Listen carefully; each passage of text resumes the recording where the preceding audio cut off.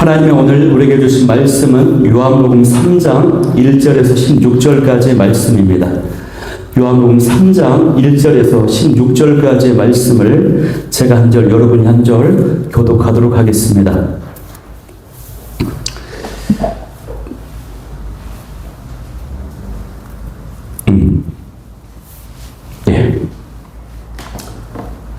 그런데 바리새인 중에 니고데모라 하는 사람이 있으니 유대인의 지도자라.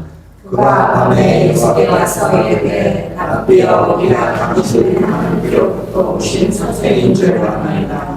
하나님이 함께 하시지 아니하시면 당신이 행하시는 이 표적을 아무도 알 수 없음이니이다. 예수께서 대답하여 이르시되 진실로 진실로 내게 이르노니 사람이 거듭나지 아니하면 하나님의 나라를 볼 수 없느니라.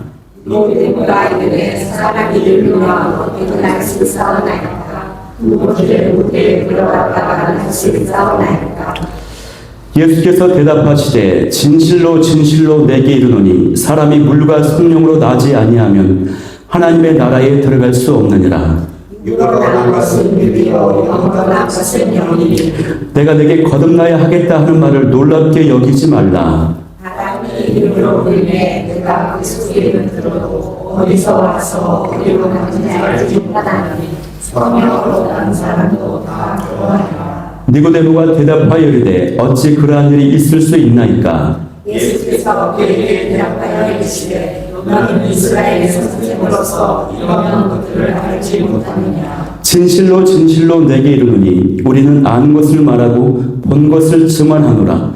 그러나 너희가 우리의 증언을 받지 아니하는도다. 내가 남의 일을 말하고 너희가 믿지 아니하거든. 하물며 하늘의 일을 말하면 어떻게 믿겠느냐. 하늘에서 내려온 자 곧 인자 외에는 하늘에 올라간 자가 없느니라. 모세가 강내에서 배를 든 것 같이 인자도 들려야 하느니 이는 그를 믿는 자마다 영생을 얻게 하려 하심이니라. 하나님이 세상을 이처럼 사랑하사 독생자를 주셨으니 이는 그를 믿는 자마다 멸망하지 않고 영생을 얻게 하려 하심이라. 아멘. 네, 감사합니다. 저는 오늘 이 시간에 거듭나야 들어가는 하나님 나라, 거듭나야 들어가는 하나님 나라라는 제목을 가지고 말씀을 나누도록 하겠습니다. 그래도 이제 시작이니까 마음을 여는 의미에서 또 유머를 하나 하고 가겠습니다. 소심해서 여자친구가 하나도 없었던 남학생이 지갑을 소매치기 당했습니다. 할 수 없이 버스 정류장에서 서성거리며 한참 동안 고민하다가 옆에 서 있는 예쁜 여학생에게 용기를 내어 말했습니다. 저 승차권 한 장만 빌려주세요. 그러자 그 남학생을 한참 쳐다보던 예쁜 여학생이 말했습니다. 저 그런데 혹시 시간 있으세요? 남학생은 순간 가슴이 설레었다. 예, 저 시간은 많은데요. 그러자 그 예쁜 여학생이 말했습니다. 그럼 걸어가 임마. 네. 순간 과거에 학생 때 설레했던 순간 구집사님 생각하셨습니까? 여학생 때. 네, 오늘부터 저는 이제 요한복음 말씀을 나누고자 합니다. 이 요한복음은 제 개인적으로도 가장 좋아하는 성경이기도 하지만 이 성경 전체에서요 굉장히 중요한 책으로 여겨지는 이 복음서입니다. 복음서에는 4개의 복음서가 있죠. 그런데 이 중에 이 요한복음을 뺀 나머지 마태, 마가, 누가복음을 공간복음이라고 말합니다. 공간복음. 보는 관점이 같다라는 하는 이런 뜻이죠. 그러니까 요한복음을 제외한 나머지 복음서는요, 예수님의 사역과 예수님의 말씀을 같은 거의 비슷한 관점으로 봅니다. 그 핵심은 뭐냐면 예수님을 사람으로 보는 거예요. 예수님의 인성을 강조하는 것입니다. 예를 들면 마태복음은 왕으로 오신 예수님, 마가복음은 종으로 오신 예수님, 누가복음은 사람의 아들로 오신 예수님, 이렇게 예수님의 인성을 강조하는 것이에요. 그런데 반면에 요한복음은 예수님의 신성을 강조합니다. 예수님이 바로 하나님이시다라고 하는 그 사실을 강조한다라고 하는 것입니다. 거기에는요, 이유가 있어요. 그 이유가 뭐냐면, 이 복음서 중에서 가장 늦게 쓰여진 복음서가 이 요한복음이거든요. 근데 이때는 당시의 그리스도인들이 신앙을 지키고 살아가는데 굉장히 힘든 시기였습니다. 점점 핍박이 심해지고 있어요. 그래서 그 핍박 때문에 이 성도들의 믿음이 점점 약해져 가고 있는 것입니다. 또 이 물질과 육체는 악한 것이고 영적인 것만은 선한 것이다라고 하는 소위 영지주의라고 하는 이단이 득세해서요, 육체를 입고 오신 예수님이 육체를 입고 오셨기 때문에 절대 하나님이 될 수 없다라고 하는 사상이 점점 득세해서 퍼져가고 있었어요. 그래서 사도 요한이 이것을 막기 위해서 붓을 들었습니다. 사도 요한의 목적은 분명했습니다. 무엇이었습니까? 예수 그리스도가 하나님이시다, 하나님의 아들이시다, 이 사실을 믿도록 하기 위해서 요한복음을 기록했던 것입니다. 기존의 복음서에 미비된 부분들, 충분히 설명되지 않은 것들도 신학적 해석과 깊이를 더해서 요한복음을 기록했던 것입니다. 그래서 요한복음 20장 31절 말씀을 보면요, 이런 기록이 있어요. 오직 이것을 기록함은 너희로 예수께서 하나님의 아들 그리스도이심을 믿게 하려 함이요, 또 너희로 믿고 그 이름에 힘입어서 영생, 구원, 생명을 얻게 하려 함이라 라고 기록되어 있습니다. 그래서 이 요한복음에는요, 유독 믿음에 관한 가르침이 굉장히 많습니다. 이 믿음. 그리고 그 믿음의 출발은요, 어디에서 시작이 되냐면 거듭남에서 시작이 돼요. 거듭남에서 시작되는데 오늘 말씀이 바로 그 거듭남에 관한 가르침이 오늘 본문에 담겨져 있습니다. 자, 그럼 우리 1절 말씀부터 한번 보겠는데요. 자, 1절 말씀에 보면은 밤중에 예수님을 찾아온 니고데모라고 하는 사람이 등장을 합니다. 이 사람은요, 바리새인이면서 유대인의 지도자예요. 우리가 성경을 보면은 바리새인이라고 하는 인물들이 많이 등장을 하지 않습니까? 우리가 바리새인을 대할 때 이해할 필요가 있어요. 우리가 바리새인을 대하면 예수님이 바리새인을 신랄하게 비판하고 책망했기 때문에 우리의 인식 속에, 이해 속에 바리새인은 부정적인 인물이라는 생각이 굉장히 강해요. 그런데 이것은 사실 잘못된 것입니다. 왜냐하면 우리가 생각하는 것만큼 이 바리새인들이 부정적인 인물들로 취급되어서는 안 되는 존재들이기 때문에 그래요. 왜 그러냐면 당시에 로마 제국의 지배하에 있던 이스라엘 백성들이요, 영적으로 거대한 도전을 받았어요. 그 도전이 뭐였냐면 로마 제국이 군사적으로는 그 지역을 정복했지만 문화적으로는 헬라 문화가 모든 이 땅을 정복해 가는 것입니다. 쉽게 말하면 하나님을 향한 신앙, 경건한 신앙과 말씀과 율법과 성전과 제사와 같은 그 유대교가 가지고 있었던 아름다운 신앙이요, 헬라 문화에 잠식을 당하고 있는 것입니다. 헬라 문화에 습격을 당하고 있어서 심각한 위협을 받고 있었어요. 오늘날로 말하면 이런 겁니다. 세속적인 문화에 교회 문화가 휩쓸려 가고 있는 것입니다. 영적인 위기에 빠져서, 그래서 이때에 바리새인들이 등장해서 우리는 하나님 앞에 구별된 삶을 살겠다, 경건한 삶을 살아야 된다, 그런 문화에 휩쓸리면 안 된다라고 일어났던 사람들이 이 바리새인들이라고 하는 것입니다. 그래서 이 바리새인들이요, 구약 성경의 말씀을 잘 지키면서 살았어요. 경건 생활에 굉장히 열심히 힘썼던 사람들이에요. 그로 인해서 백성들의 존경과 지지를 받을 수가 있었던 것입니다. 그런데 물론 예수님 시대에는 이들이 이제 좀 더 변질돼가지고 하나님을 향한 사랑과 회개의 마음은 잃어버린 채 형식, 전통, 위선만 남게 되어서 예수님으로부터 신랄한 비판과 책망을 받게 되지만 그들은 기본적으로요, 오늘날 그 어떤 그리스도인들보다도 하나님을 향한 열심과 노력, 뛰어났던 사람들이에요. 그들은 분명히 사회적으로 구별된 사람들이었다고 하는 것입니다.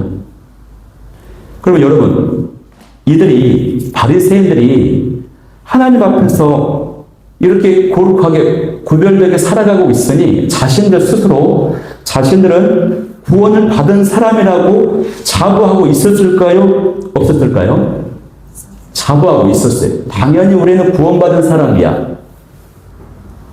자신들의 구원에 대해서 한치의 의심도 하지 않았어요. 그런데 이 니고데모가요, 그 바리새인들 중에서도 선택된 사람이에요. 당시 예루살렘의 학자들은 바리새인이 한 6천 명에서 많게는 2만 명, 대략 한 1만 명 내외가 있었을 것이라고 봐요. 근데 그 중에서 이 니고데모가요, 사내들의 공회 회원이거든요. 사내들의 공회 회원은 당시 유대 사회의 입법과 행정과 사법을 결정짓고 집행하고 계획세고 하는 최고 권력 기관인데 그 사내들의 회원입니다. 그 회원은 70여 명 안팎이에요. 그러니까 이 바리새인에 구별된 그룹인데 그 중에서도 선택된 최고 엘리트가 바로 이 니고데모예요. 그러면 이 니고데모 안에 당연히 자신은 구원을 받았다라고 하는 의식이 있겠습니까? 없겠습니까? 있는 것입니다. 나는 당연히 구원을 받았지라고 하는 마음이 있는 것이에요. 그런데 이 니고데모가요, 최근 연구에 의하면 이 니고데모라고 하는 뜻은요, 정복자다 이런 뜻이에요. 정복자. 근데 그 가문이 전쟁 영웅의 후손이다 이런 연구가 있습니다. 그러니까 제가 이 니고데모에 대해서 설명을 하는 이유가 뭡니까? 제가 니고데모가 어떤 인물인지를 소개했습니다. 니고데모는 하나님을 향한 경건과 신앙심이 투철한 사람이었어요. 사회적으로 지위가 높은 사람이었어요. 그 집안의 가문과 배경도 뛰어났던 사람이고 부자였고 권력도 있었고 학식도 있었어요. 학식도. 이게 인간적으로 가능합니까? 우리 인간적으로 이게 가능해요. 인간적으로 정말 잘 나가는 사람, 부러운 사람 보면은 한 가지는 좀 부족하잖아요. 건강이 안 좋다던가, 뭐 자녀들이 엉뚱한 데로 간다던가, 한 가지는 부족해야 되는데, 그야말로 이 넘사벽 인물이 니고데모입니다. 그 사람이 예수님을 찾아오는 것입니다.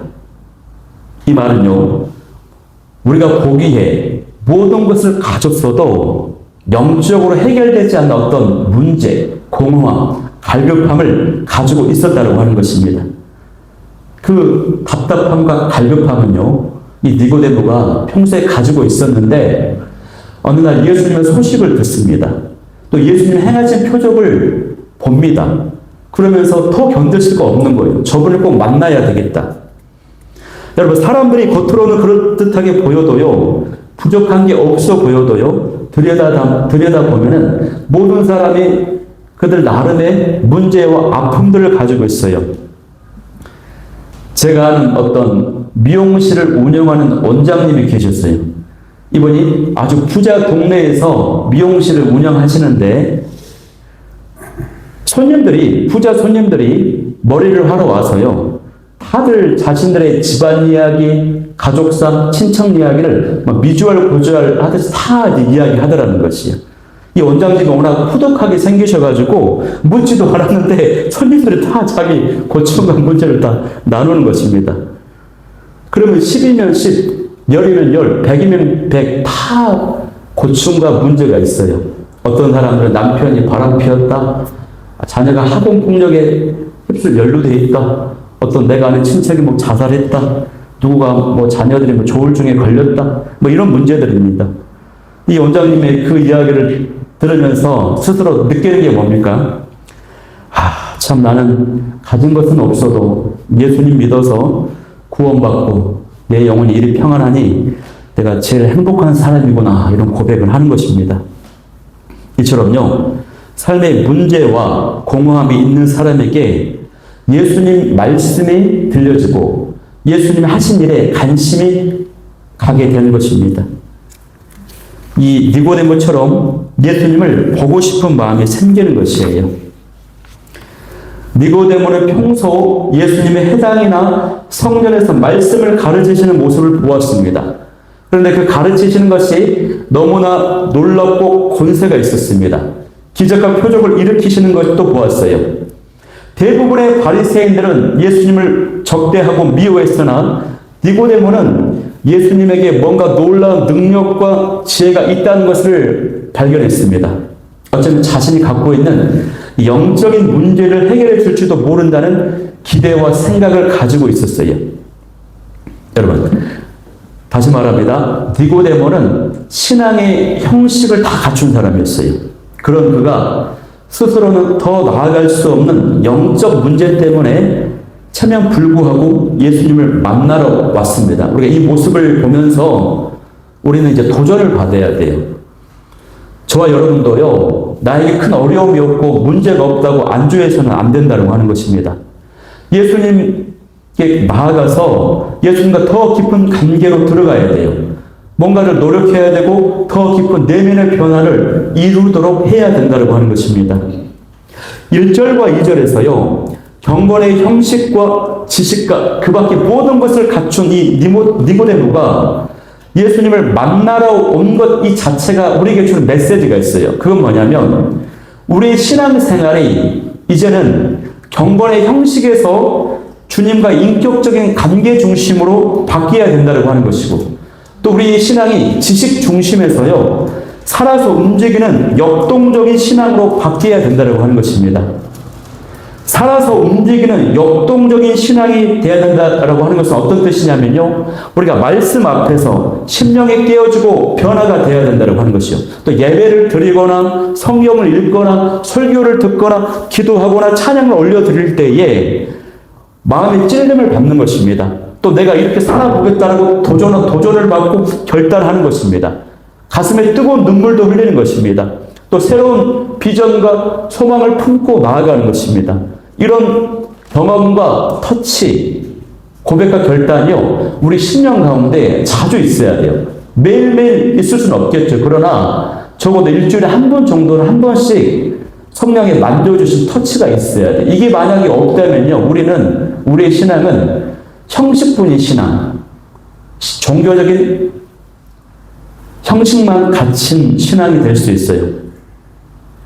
그래서 우리가 말씀을 들었다, 말씀을 알았다 그러면 아는 것에 그치지 말고 그 말씀대로 살아내야 되겠다라고 하는 실천과 적용이 있어야 되고, 우리가 또 예배를 드렸다 그러면 이 예배가 내가 참여했다, 예배를 보았다, 관람했다가 그게 아니라 이 예배가 예수님과 하나님과의 깊은 교제와 만남의 장이 되어야 된다고 하는 것입니다. 여러분은 예배를 드리러 왔는데 이 예배 드리는 하나님을 만나러 오신 것입니다. 예수님을 만나러 오신 것이에요. 저도 엊그제 제가 금요 저녁 설교를 했습니다. 금요 저녁 설교 제목이요, 부르심의 목적과 조건이라고 하는 제목으로 설교를 했거든요. 사도 바울이 선교적 삶을 살다가 말년에 그가 고백을 합니다. 그리스도의 남은 고난을 내 육체에 채우겠다라고 고백을 했습니다. 또 자신은 이 복음 때문에 세상 사람들로부터 세상 모든 것에 찌꺼기와 같은 취급을 받았다라고 고백을 했어요. 근데 바울은 이 길을 포기하지 않아요. 왜 그렇습니까? 바울에게 유일하게 남은 딱 한 가지 사실이 있었거든요. 그게 뭐였냐면 자신은 복음을 위해 선택받은, 하나님의 특별한 선택을 받은 영광스러운 존재이다 라고 하는 사실을 붙잡았어요. 그 한 가지 사실이 자신의 사명을 완수하게 만들었다고 하는 것입니다.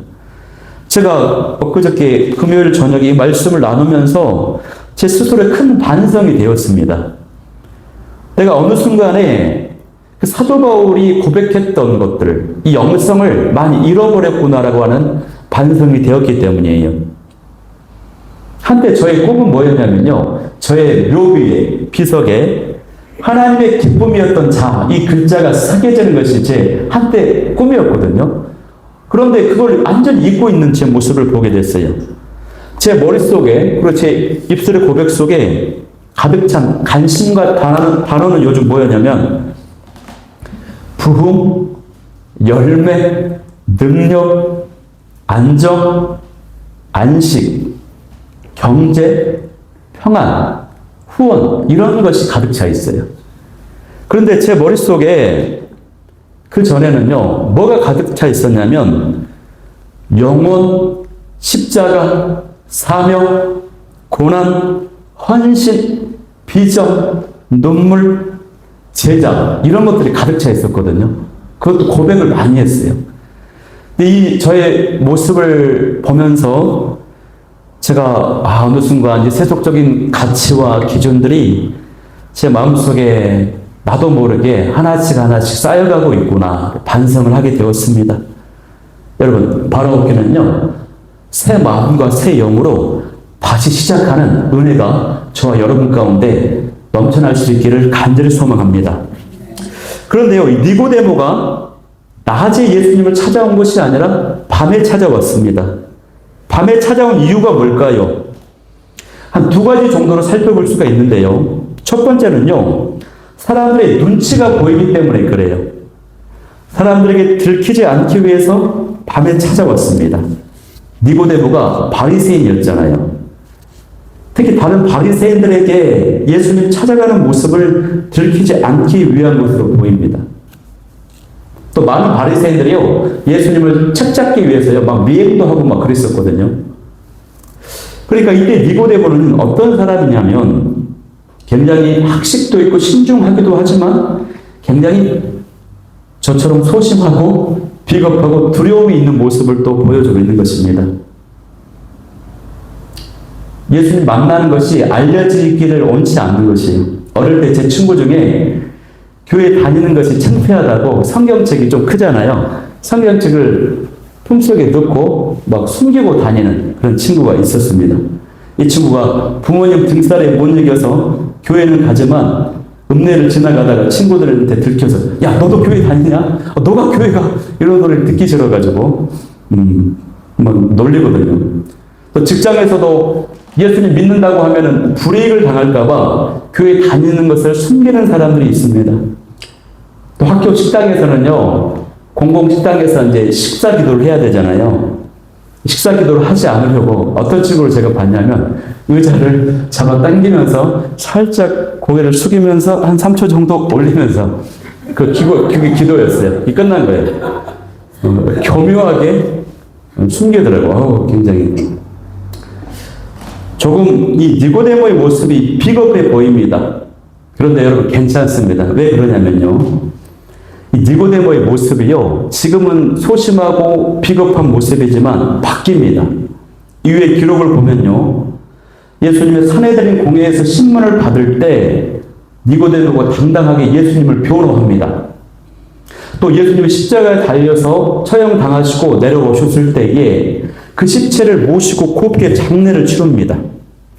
당시 니고데모의 이 모습은요, 예수님을 죽였던 자들이 돈을 시퍼렇게 뜨고 있을 때였어요. 그래서 목숨을 걸고 하는 행위였습니다.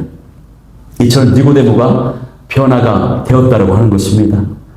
여러분, 자, 여러분의 작고 연약한 믿음이요, 니고데모처럼 크고 담대한 믿음으로 얼마든지 변화될 수 있습니다. 이 은혜가 저와 여러분 가운데 있기를 소망합니다. 니고데모가 밤에 찾아온 두 번째 이유는요, 니고데모가 현재 가지고 있었던 그 영적 상태를 보여주는 문학적 기법이라고 할 수 있습니다. 주로 요한복음에서 그런 필체가 나타나고 있어요. 그러니까 니고데모가 영적으로 눈과 귀가 닫혀있는 사람임을 보여주기 위해서 밤에 찾아왔다. 어두운 밤에. 일종의 암시라고 할 수 있는 것입니다.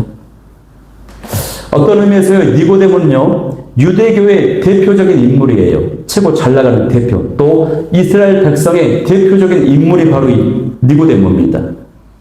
자신들은 당연히 구원받는 존재들이라고 생각하는 그런 자들. 그러나 영적으로 보면은 어리석고 눈과 귀가 닫혀 있는, 어둠에 가려져 있는 인물, 바로 이 니고데모라고 하는 것입니다.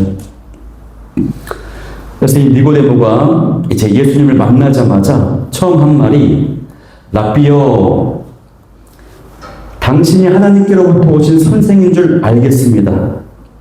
하나님이 함께 하시지 않으면 당신의 이 표적을 일으킬 수 없습니다. 라고 고백을 했어요. 이 말은 니고데모 입장에서는 예수님을 굉장히 높이 평가한 것입니다. 예수님은 당신은 위대한 선생이십니다. 예수님 당신은 분명히 하나님께서 보내신 분이십니다. 니고데모 이 고백은요, 예수님을 인정한 것이었습니다. 높여드린 것이었어요. 많은 바리새인들이 예수님을 죽이려고 할 때에 니고데모가 이 고백을 했던 것이기 때문에 예수님 보시기에 칭찬을 할 만했어요. 칭찬받을 만한 엄청난 인정이었고 고백이었어요. 그러면 예수님을 볼 때 네가 정확히 봤다라고 예수님이 기뻐할 만도 하신데 전혀 그렇지 않습니다. 예수님은 전혀 뜻밖의 말씀을 하시는 것입니다. 뭐라고 합니까? 우리 3절 말씀을 크게 한번 합독해 보겠습니다. 3절 시작. 예수께서 대답하여 이르시되 진실로 진실로 내게 이르노니 사람이 거듭나지 아니하면 하나님의 나라를 볼 수 없느니라. 아멘. 여기 진실로 진실로는 뭡니까? 헬라어로 아멘. 아멘 아멘 우리가 하잖아요. 그만큼 중요한 말씀이다. 그건 뭐냐면 사람이 거듭나지 아니하면 하나님의 나라를 볼 수 없다라고 말씀하시는 것입니다. 예수님은요, 지금 니고데모가 가지고 있는 문제가 무엇인지 보셨어요. 그건 뭐냐면 예수님을 네가 높이 평가하고 나를 인정하고 있지만 진짜 문제는 정작 너의 내면이 거듭나지 않은 것, 이것이 문제라고 하는 것을 짚고 계십니다. 네가 아무리 나에 대해서 인정하고 칭찬하고 좋아한다 할지라도 네 스스로가 거듭나야 된다. 다시 태어난다는 말씀하시는 것입니다. 거듭나야 하는 것이 여러분 예수님께서 니고데모에게 요구하신 것이었어요. 여러분 우리도요 거듭나야 됩니다. 저와 여러분도 예수님이 너무나도 좋으신 분, 훌륭하신 분, 그것을 아는 것만으로는 충분하지가 않아요. 예수님이 하나님의 아들이십니다. 예수님의 구원자이십니다. 예수님의 그리스도이십니다. 예수님의 생명이 되시고 빛이 되시고 말씀이 되십니다. 이것을 아는 것만으로는 충분하지 않다라고 하는 것입니다. 저와 여러분이 거듭나야 된다고 하는 것입니다. 그럼 여러분, 이 거듭난다고 하는 뜻이 뭘까요? 거듭난다. 어릴 때 제 기억에 우리 아버지가 하도 까부니까 너 엄마 뱃속에 다시 들어가라 했던 기억이 있어요. 거듭난다고 하는 말은 어떤 뜻이냐면 먼저 다시 태어난다고 하는 것인데 태어남이 두 가지가 있다고 하는 것입니다. 첫 번째 태어나는 것은 뭐냐면 어머니 뱃속에서 육체가 출생한 것을 말해요. 육체가 출생해서 그냥 그렇게 남들이 살아가는 세상의 방식대로 육체가 그냥 살아가는 대로 그럭저럭 살아가는 것이에요. 이때에 우리의 영은 죽어있는 상태입니다. 죄 때문에 죽어있는 것이에요. 그런데 이 죄로 인하여서 죽은 나의 영혼이 다시 생명을 얻게 되는 것입니다.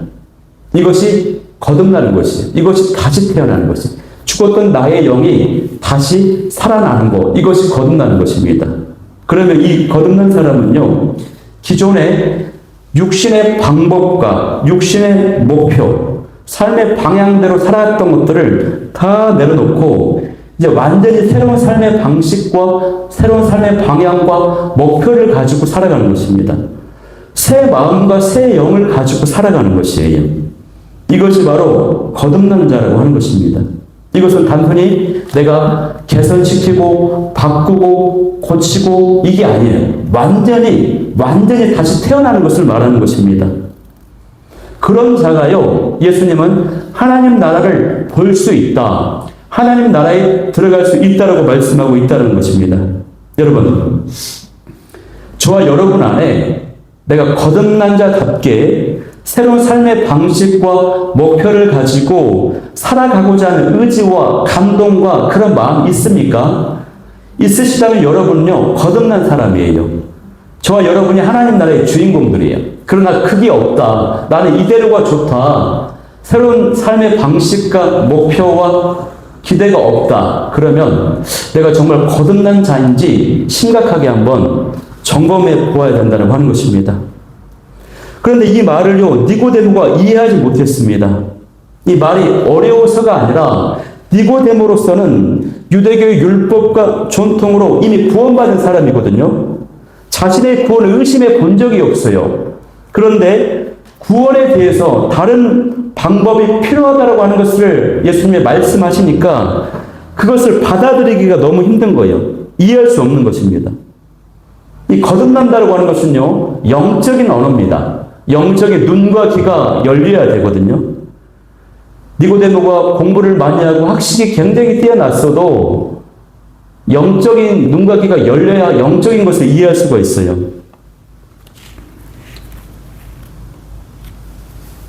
저와 여러분도 영적인 눈과 귀가 열리길 소망합니다.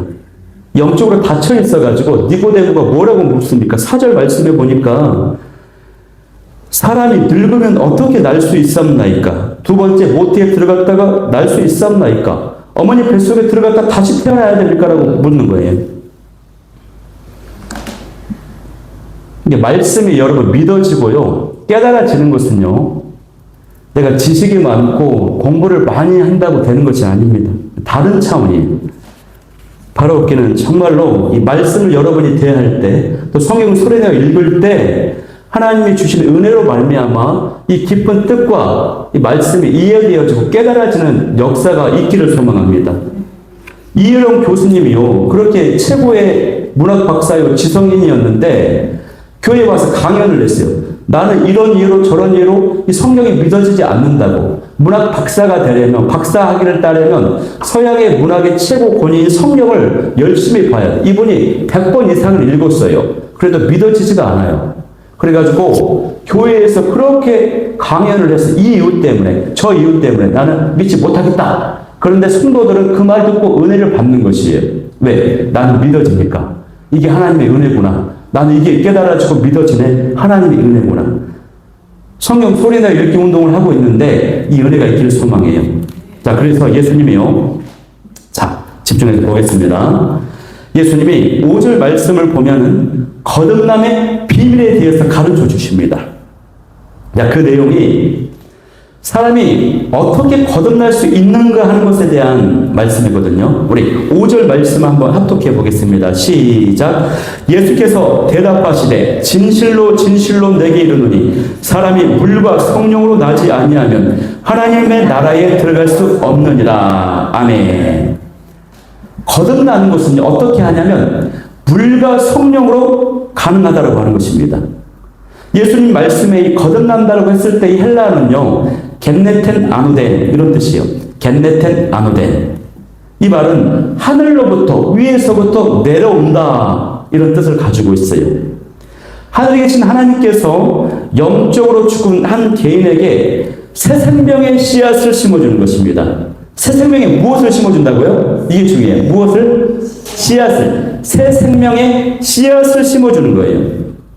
사람의 힘과 능력으로 되는 것이 아니라 위로부터 임해야 되는 것입니다. 성령께서 역사하셔야 된다고 하는 거예요. 여기 5절에 물과 성령이라고 했는데 이 말은 뭐냐면 물 같은 성령을 의미하는 것이 결국 성령이에요. 성령님은요, 성경에 보면요, 어떻게 표현돼? 다양하게 표현됐어요. 바람 같은 성령, 불 같은 성령, 비둘기 같은 성령, 물 같은 성령. 여기서는 물 같은 성령님이라고 하는 뜻입니다. 우리의 더러운 죄악들을 깨끗이 씻기는 물과 같은 성령님의 역사와 그 능력과 은혜로만 우리가 거듭날 수 있다고 하는 것입니다. 여러분, 우리가요, 성령으로 거듭나야 된다고 하는 것입니다. 우리 열심과 노력으로 안 돼요. 육으로 난 것은 육이에요. 영으로 난 것은 영이에요. 아무리 육으로 노력하고 지지고 볶고 엄청 애를 써도 이 육으로는 영이 바뀌지가 않는 것입니다. 그래서 우리 영이 죽어 있기 때문에 성령의 씨앗이 심겨져서 다시 살아나야만 거듭날 수가 있어요. 그래서 근데 이 일은요, 우리가 언제 어떤 방법으로 성령께서 임하시겠다라고 예측이 될까요? 안 될까요?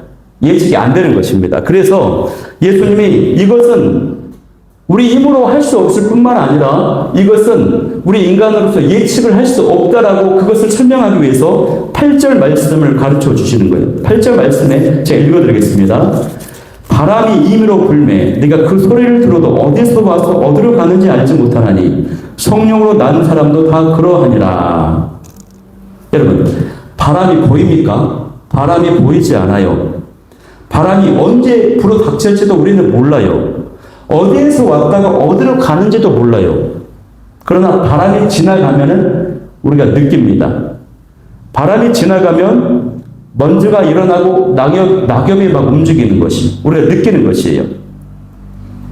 언제 어디서 어디로 가는지 모르지만 바람이 지나가는 그 현장에는 흔적이 있습니다. 결과가 있습니다. 마찬가지예요. 성령께서도요, 누구에게 언제 어떻게 임하실지 모르지만 성령님이 임하시면요, 우리가 분명히 그것을 느낍니다. 지금 이 자리에서도요, 성령께서 지금 함께 하시고 운행하고 계세요. 두세 사람이 모인 곳에 나도 그들 중에 있느니라고 말씀하셨어요. 우리가 숫자가 많지 않다고 생각하지만 아닙니다. 교회의 운영은요, 이렇게 가정교회였어요. 10명 내외에 가정에서 예배를 드렸어요. 이것이 바로 성경적인 숫자적인 모습이라고 할 수 있습니다. 위축되지 않길 소망합니다. 아멘. 네. 여러분, 이 거듭남이라고 하는 것은요, 다른 말로 중생이라고 하는 것인데, 중생을 경험한 사람들은요, 성령께서 나의 생각과 마음을 막 주장하시고 밀어주시기 때문에 어떤 마음이 생기냐면 말씀에 막 순종하고 싶은 마음이 생겨요. 하나님을 막 뜨겁게 사랑하고 싶은 마음이 막 생기는 것입니다. 예배를 드리는데 막 눈물이 막 터집니다. 회개의 눈물, 기쁨의 눈물이 막 터져요. 막 구원의 감격과 즐거움이 있습니다. 또 이웃을 사랑하게 됩니다. 또 이 세상이요, 달라져 보여요. 달라져 보여. 아, 다르다. 달라져 보인다라고 하는 것입니다. 제가 20년 전에 영적 체험을 했어요. 성령 체험을 했어요. 그때 성령의 기름 부심을 받고 수양회를 가가지고 1박 2일 수양회 가가지고 그때 그 1박 2일 수양회 때 뜨겁게 회개를 했습니다. 나의 모든 일을 회개했어요. 그리고 예수님의 십자가를 확실히 마음에 새겼습니다. 그리고 성령님 찾아와 주시고 만나 주시오라고 하는 간절한 기도를 뜨겁게 했어요. 그랬더니 성령이 체험을 했습니다. 은사가 임했어요. 방언이 막 터졌어요. 막 넘어졌어요. 그러고 나서 그 집회가 끝나고 이제 집회장을 나와서 세상을 봤거든요. 근데 와, 정말로 이 세상이 달라져 보이는 것이요. 산이랑 구름이랑 길거리 풀 모든 세계가 이전과는 다른 세상으로 눈에 보여지는 것이에요. 와, 이렇게 세상이 달라져 보이구나, 기쁨이 있구나 놀랐어요. 그런데 제가 그 성령 체험을 수원에서 했거든요. 수원에 다니는 교회에서. 근데 제가 대학생 때 강주에 있을 때 강주 삼각교회에서 부흥 집회를 하는데 그 강사 목사님이 우리 그 삼각교회에 오셔갖고 부흥 집회를 하던 중에 어떤 말씀을 하셨냐면 이런 말씀을 하셨어요. 은혜 받고 성령 받고 보니까 세상에 산에 있는 나무들이 하나님을 막 찬양하더라. 막 이렇게 구름이 막 소리 높여서 입을 벌려서 찬양하더라. 길거리에 지나가는 풀도요, 작은 풀 한 포기도 이렇게 해가지고 하나님을 찬양하더라. 그 이야기를 하시더라고요.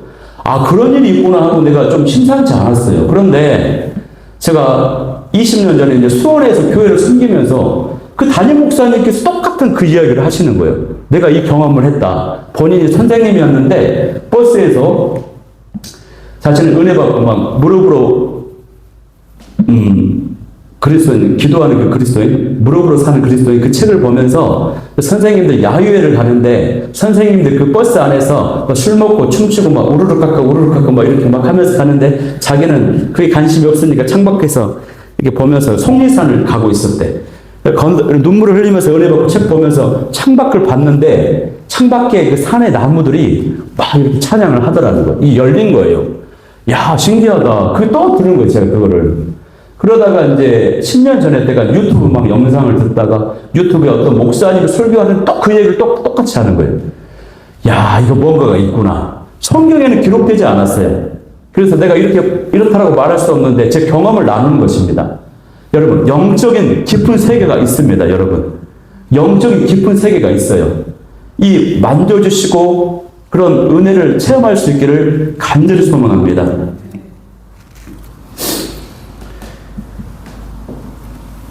자, 그런데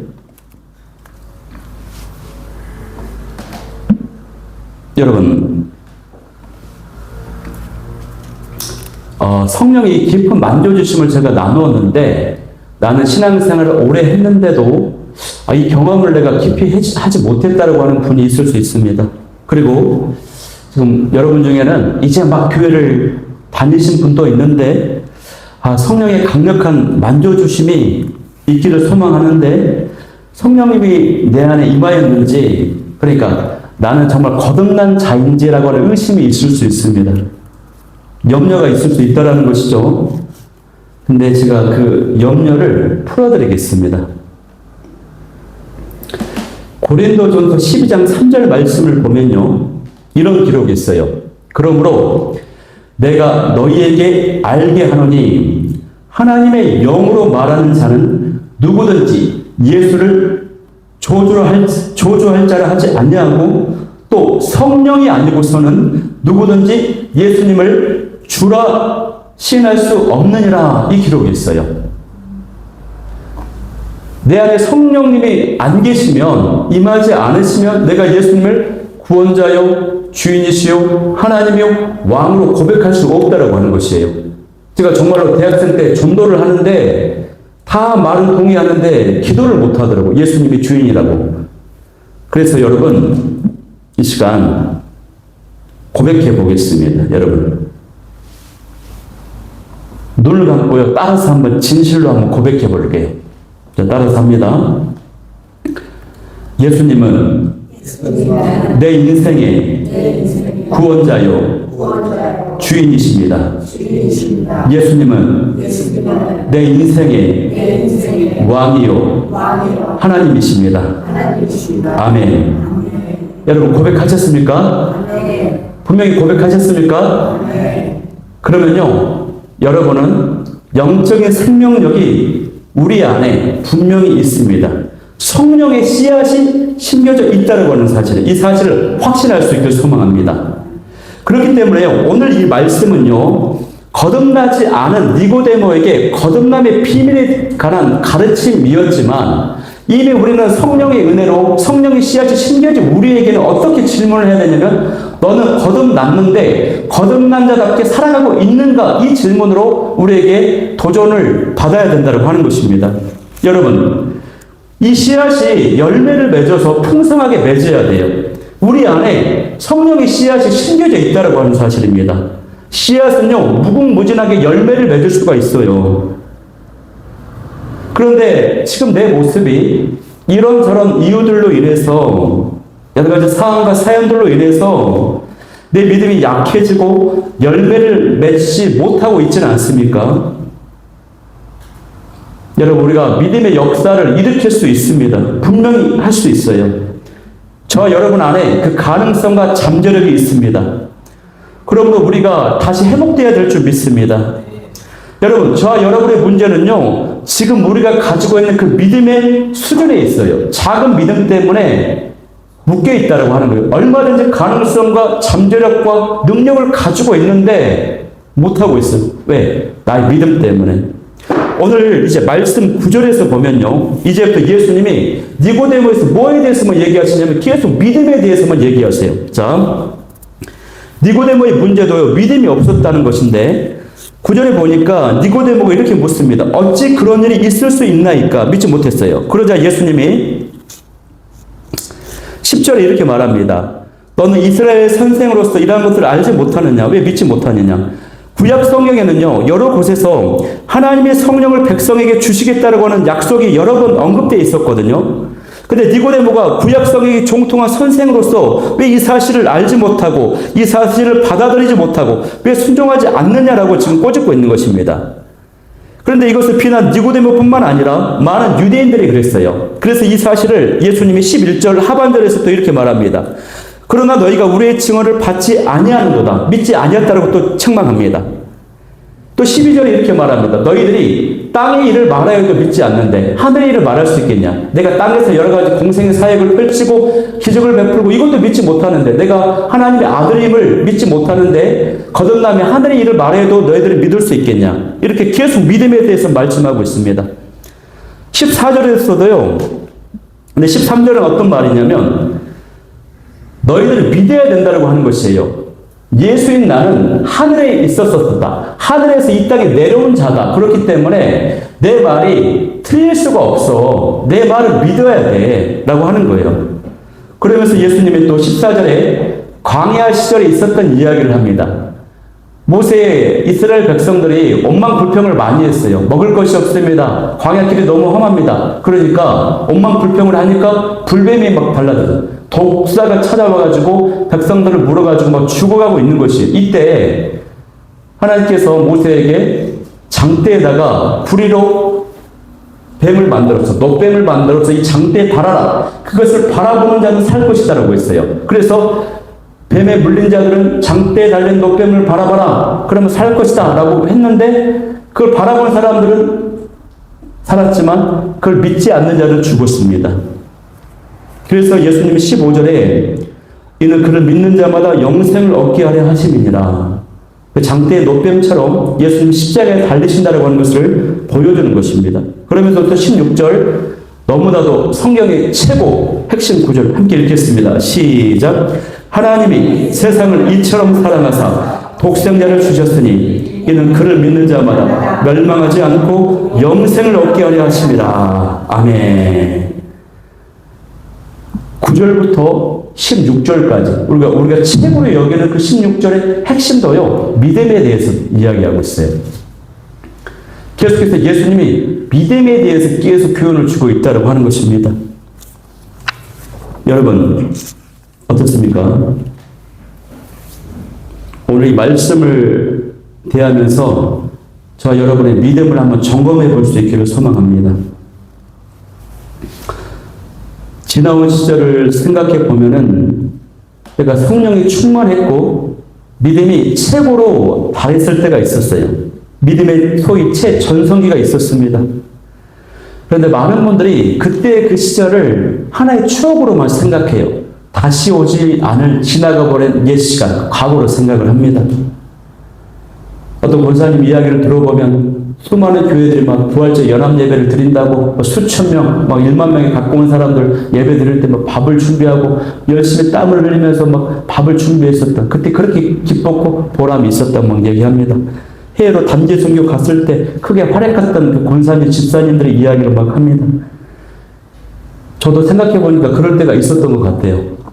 그 무시무시한 법대 대학생들 앞에서 단체로 나누고 사형리 복음을 막 전하면서 설문조 혼자 막 다 받고 그런 것들이 있었습니다. 그런데 지금은 늙어서 못해요. 사항이 안 돼요. 은혜가 없어요. 분위기가 없어요. 함께할 사람이 없어요. 이런 믿음에 부족한, 믿음을 체념한 이런 사람들에게 예수님께서 지금 지적하고 있고 교훈을 주고 계시는 것이에요. 주님께서 여러분 다시 믿음을 회복하라고 말씀하십니다. 믿음의 꿈을 꾸라고 말씀하십니다. 여러분 믿음으로 선포합시다. 저와 여러분은 놀랍게 쓰임받고 우리의 가정은 복을 받고 우리 교회도 놀랍게 성장하게 될 것입니다. 다시는 니고데모처럼 어떻게 그런 일이 있을 수 있느냐라고 말해서는 안 되는 것입니다. 우리는 이미 성령으로 하나님 나라를 소유한 사람들이에요. 소유한 하나님 나라를 확장시키며 열매 맺어 가야 될 줄 믿습니다. 여러분, 저와 여러분 안에 이 무궁무진한 성령의 씨앗이 심겨져 있습니다. 그 씨앗이 잘 자랄 수 있는 자리에 여러분 자신을 두시기 바랍니다. 그 자리는 말씀의 자리, 예배의 자리, 기도의 자리, 묵상의 자리입니다. 바라옵기는 삶의 모든 영역에 믿음의 꿈을 꾸시고 새 마음과 새 영으로 다시 시작할 수 있기를 간절히 소망합니다.